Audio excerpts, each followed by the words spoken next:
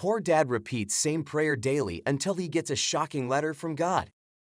Christopher and Alice had a beautiful family, but after Alice's death, their family was torn apart. However, through Christopher's act of faith, he was able to bring it back together.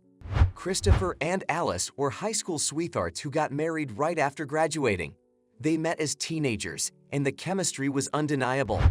As their relationship progressed over the years, many of their peers envied them because they had found what takes many a lifetime to find.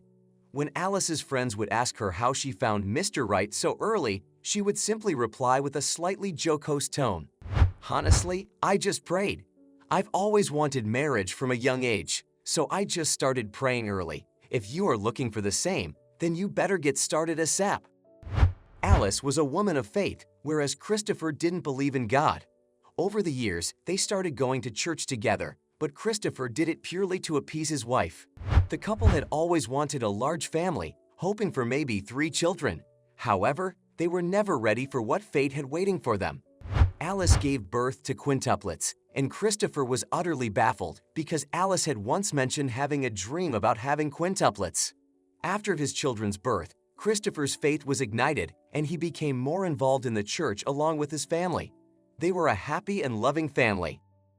Christopher had decided to leave work and take care of the children full-time because they were too young for a nanny. Alice had started a new job that paid better than Christopher's, so she took on the role of the breadwinner for their family. They both played their roles the best they could. Alice's parents didn't care much for Christopher or the setup of their household. They despised the idea of Christopher watching the kids, while Alice worked and saw it as a sign of weakness on Christopher's part. Furthermore, Alice's parents looked down on Christopher because he was an orphan from a low-income background. They believed Alice could do better, but Alice stuck to her guns about the partner she had chosen. Alice understood that Christopher's job and role in their marriage were priceless. She was well aware that not many men would sacrifice their careers, and more so, their pride, for the sake of their family. Even her friends were envious of how wonderful Alice's husband was. However, one fateful night, Christopher received a visit that would completely shatter his world. He was making dinner for the children and Alice, who was on her way home from a business trip. As he was putting the final touches on dinner, he heard a car pull. Christopher was excited about Alice's return, so he immediately rushed for the door to help her with her bags. "Hey, honey, I didn't expect you so soon." "I was," Christopher yelled as he opened the door to an unexpected surprise. 2 police officers stood before him. They both removed their hats, their eyes filled with regret. The officers explained that Alice had passed away in an accident and asked if Christopher could help them identify the body. That day, as Christopher realized his wife was gone, he lost the little faith he had gained. The following weeks were a nightmare for Christopher. His in-laws kicked him out of his home and took the children. He was deprived of parental rights because he had no job or house. The children were distraught that not only had they lost their mother, but now they couldn't see their father as well. They were never close to their grandparents, so they felt alone. Christopher found himself on the streets and struggled to find a job in his condition. Nobody gave him the time of day because he looked desperate, poor, and homeless.